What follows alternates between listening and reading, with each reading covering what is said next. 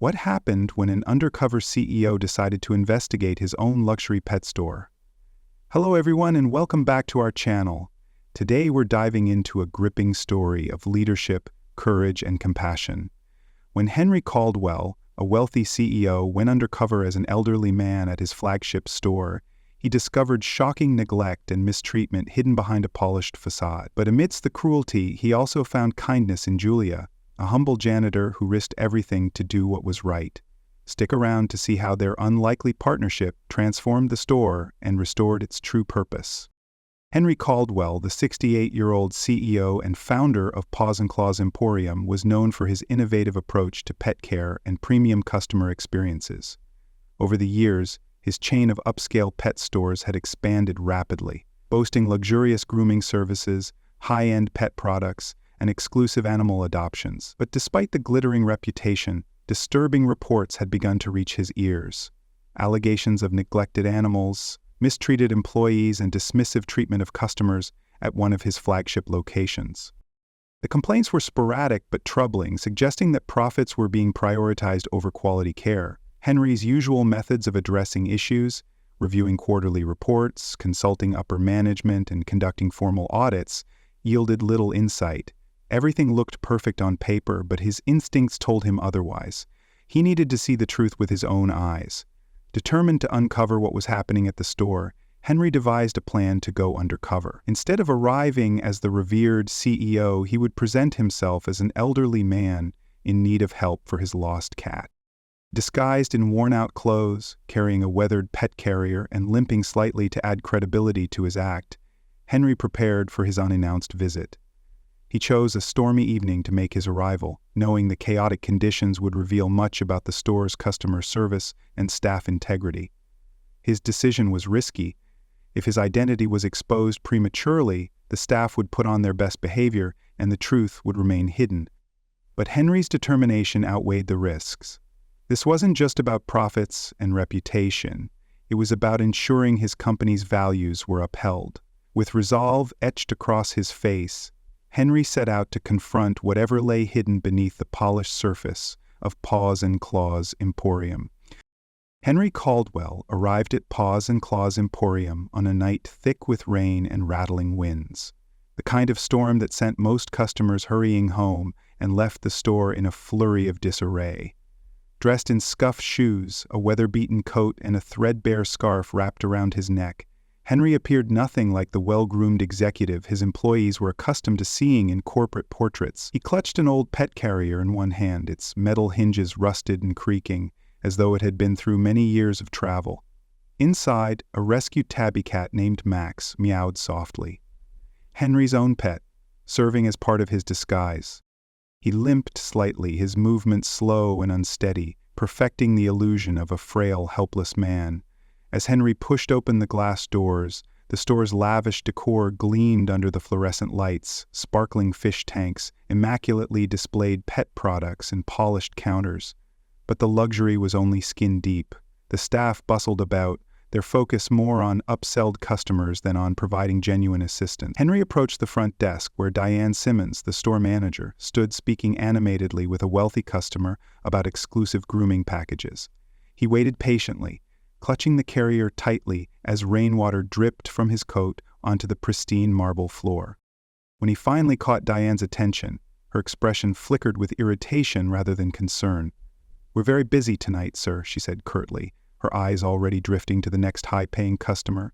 "If you're looking for grooming services, you'll need to make an appointment." Henry explained that he only needed a safe, warm place for Max until the storm passed. Diane's sigh of impatience was audible. "This is a luxury establishment, not a shelter," she snapped, before returning her attention to her preferred clientele. The cold dismissal stung, but Henry was undeterred.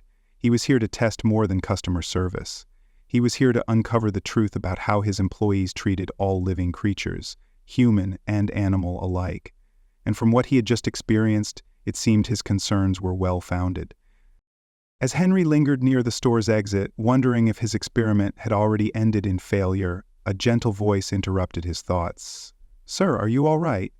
He turned to see Julia Reyes, a janitor dressed in a simple blue uniform, her hair neatly tied back and her expression filled with genuine concern. She held a mop in one hand, her cleaning cart parked a few feet away, but her attention was solely focused on Henry. Unlike the others, Julia didn't avert her eyes or brush him off. Henry nodded, but his trembling hands betrayed him. I just need a place for my cat until the storm dies down. They said there's no room." His words sounded shaky and uncertain, fitting the character he had crafted. Julia frowned, her gaze drifting toward the bustling sales floor where employees continued to prioritize affluent customers over anyone else. "Come with me," she said softly, gesturing for Henry to follow her. She led him through a narrow hallway to the staff break room, a small, cluttered space filled with mismatched chairs and a faint aroma of coffee. "It's not much," Julia admitted, "but it's warm and dry. Your cat should be comfortable here." As Henry settled into a worn-out chair, Julia offered him a towel to dry off and even found a spare blanket from the grooming area, one typically reserved for the high-paying clients' pets. Henry couldn't help but notice her kindness and resourcefulness. She moved with efficiency, but her actions were careful, deliberate. Julia brought over a bowl of water for Max and set it down gently, her smile as genuine as the concern in her eyes. "I'm Julia, by the way. You probably shouldn't be back here, but, well, it's the only place I could think of where you wouldn't be bothered." Henry's gratitude was real, even if his backstory was not. "Thank you, Julia. Not many people would go out of their way like this." She shrugged with a modesty that only deepened his admiration. "Just doing what I can. You looked like you needed help, and so did your cat." Henry glanced around the cramped room, noting how out of place it felt compared to the store's gleaming exterior. Julia's compassion stood in stark contrast to the indifference he had encountered earlier. At that moment, Henry realized he had found exactly what he was looking for: someone who valued kindness over profit, even if it meant risking her own job. Julia's kindness extended far beyond a single gesture of hospitality. As the hours wore on, she continued to check on Henry and Max, her concern never wavering. She offered Henry a mug of hot tea she had brewed from her own personal stash, a habit she'd developed to combat the long, cold hours of her late shifts. When she noticed Max pawing restlessly at the carrier, she even retrieved a small bowl of cat food from the employee pantry, breaking another unwritten rule of the store. "He must be hungry. It's not premium stuff, but it's better than nothing," she said, her voice tinged with apology. Henry watched her, fascinated by the way she balanced empathy with practicality. Julia spoke with a warmth that seemed rare in such a high-pressure environment. She shared a little about herself as they waited out the storm, her double shifts, her constant struggle to support her younger brother Leo, who was confined to a wheelchair due to muscular dystrophy.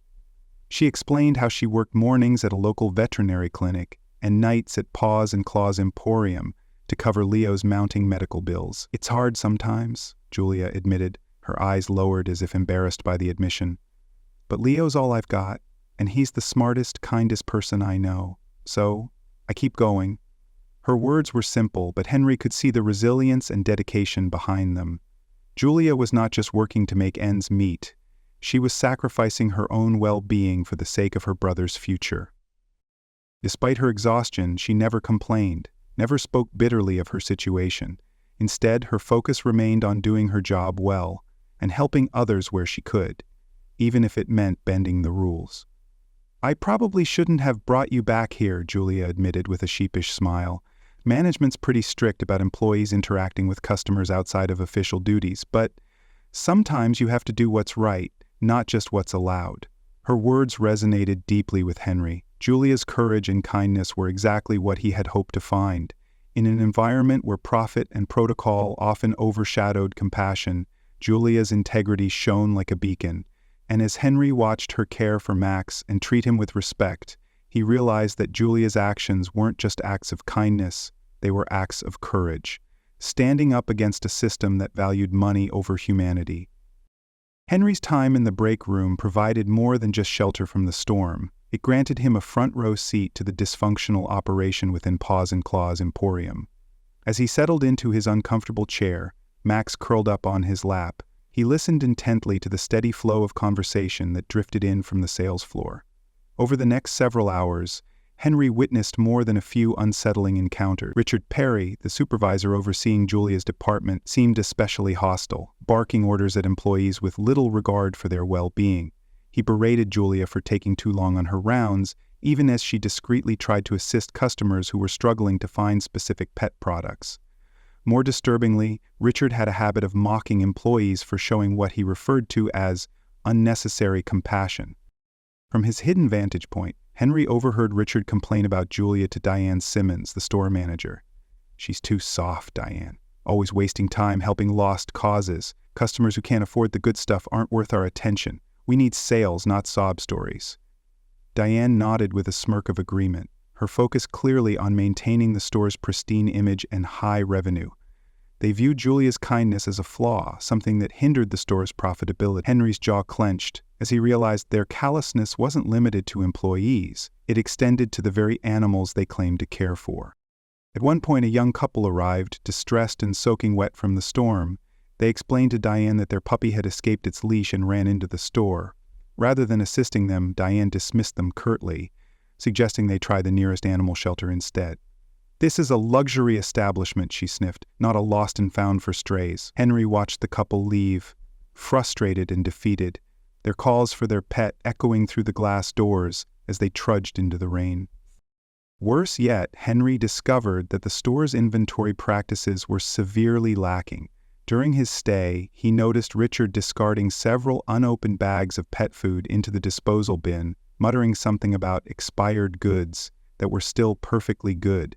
He even overheard Richard boasting to another employee about marking premium items as damaged to avoid accountability for mishandled inventory. It was a scheme to keep the profits looking high and the losses minimal, regardless of the true cost. By the end of the night, Henry had seen enough. What should have been a haven for pets and their owners had become a place of greed and indifference. The Paws and Claws Emporium was rotting from the inside out, and Henry knew it was time to act. But first, he needed more than just observations. He needed undeniable proof of the corruption infecting his store. And for that, he would have to stay undercover a little longer. Henry's resolve to gather concrete evidence of the mismanagement and exploitation within Paws and Claws Emporium grew stronger with each passing day. Disguised as the unassuming elderly man seeking refuge, he returned to the store repeatedly over the next week. Henry kept his visits unobtrusive, blending into the background while observing the store's operations and collecting proof of wrongdoing. His phone, tucked discreetly in his coat pocket, recorded conversations and interactions from various corners of the store.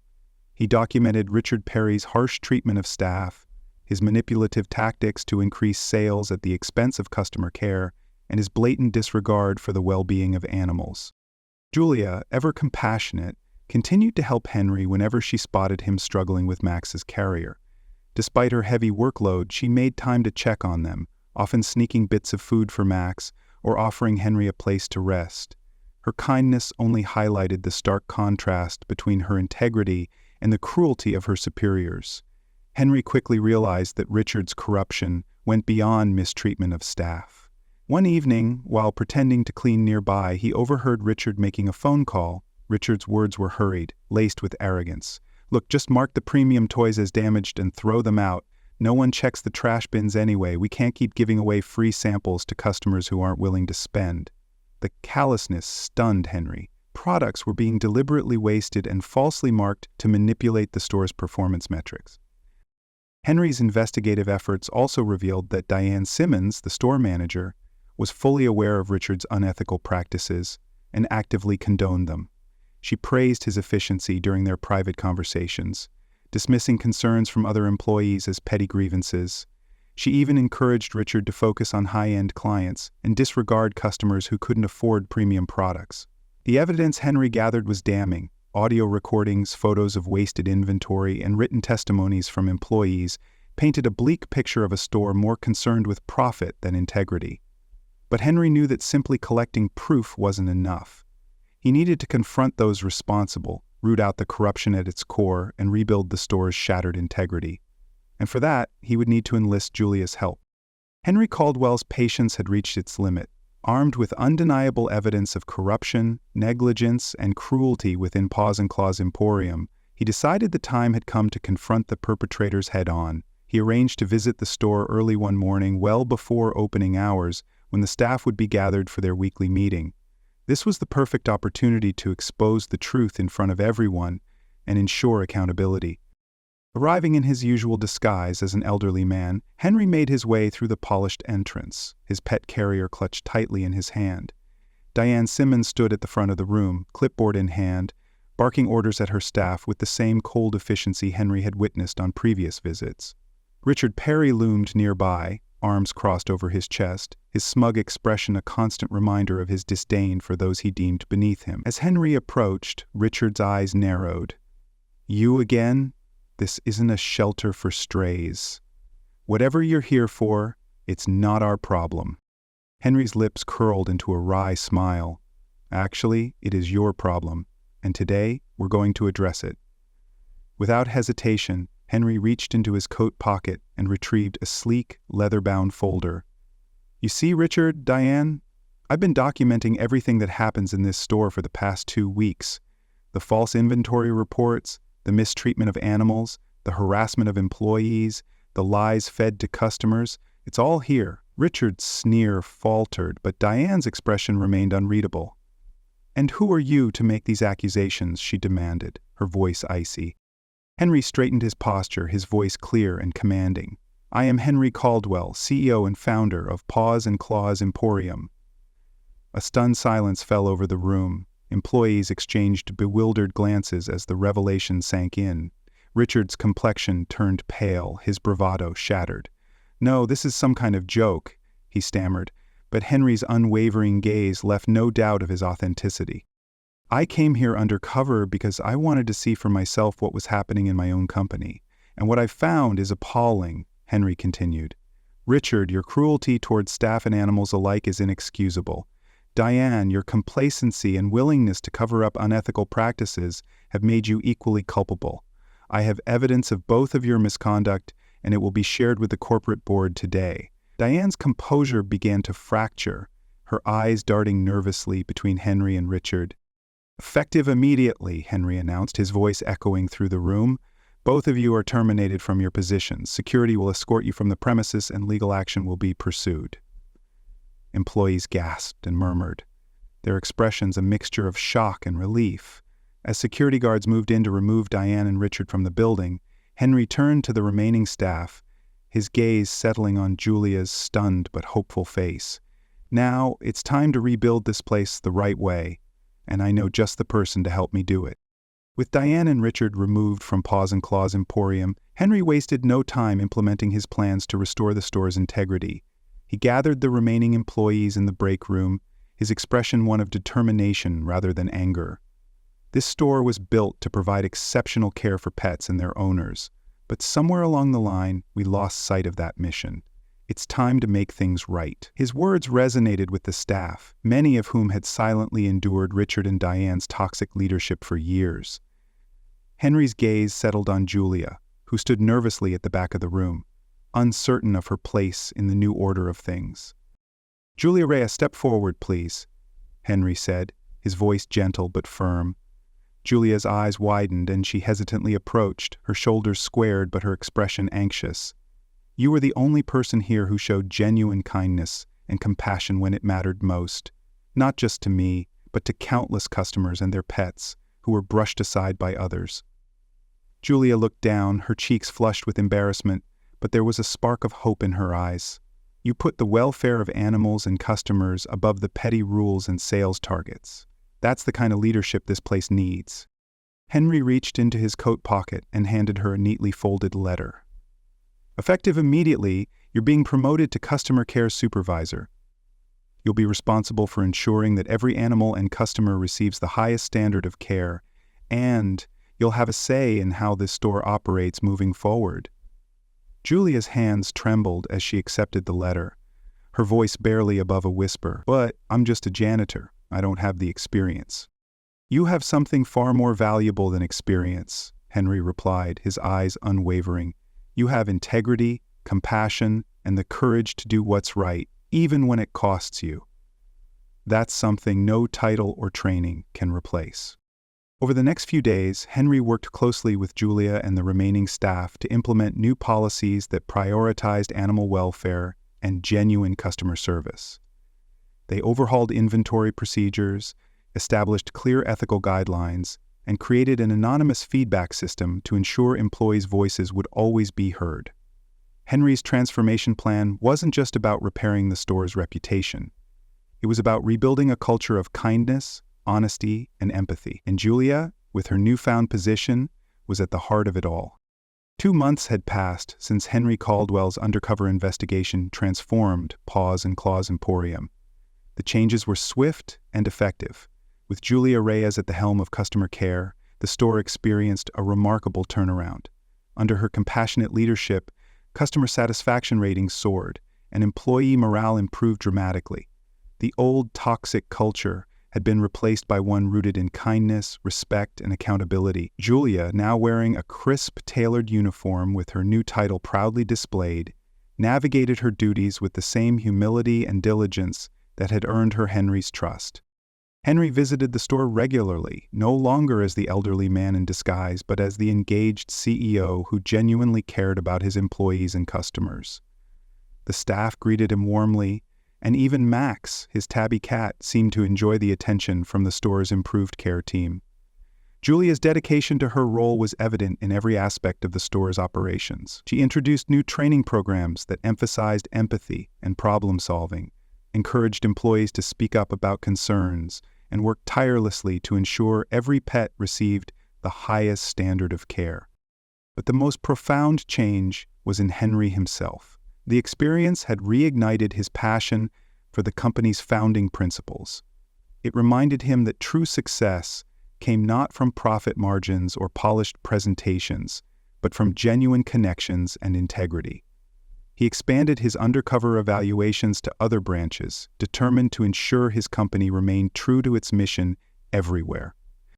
As he stood in the newly refurbished store one afternoon, watching Julia train a group of enthusiastic new hires, Henry felt a rare sense of fulfillment. His decision to trust Julia and empower her leadership had not only salvaged a struggling store, but had also strengthened the core values upon which Paws and Claws Emporium was built. The storm that had once threatened the company's integrity had passed, leaving behind something far more enduring, a culture of compassion and excellence. And for Henry, it was just the beginning of something greater.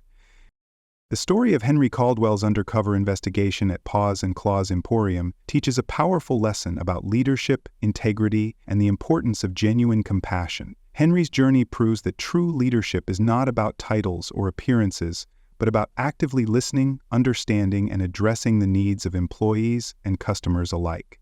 By stepping away from his role as CEO and immersing himself in the day-to-day realities of his business, Henry uncovered corruption that corporate audits and reports couldn't reveal. His willingness to confront difficult truths and act decisively demonstrated the value of integrity over profit. Moreover, this story highlights the significance of empowering compassionate and hardworking individuals like Julia. Her kindness and dedication, often dismissed as weakness by her superiors, were exactly what the store needed to thrive. Henry's decision to elevate her to a leadership position underscores the importance of recognizing character over credentials. Ultimately, the lesson learned is that fostering a culture rooted in empathy, honesty, and accountability can transform even the most dysfunctional environment. It's a reminder that success is built not just on profits and policies, but on the genuine care and dedication of those who strive to do what's right, even when no one is watching.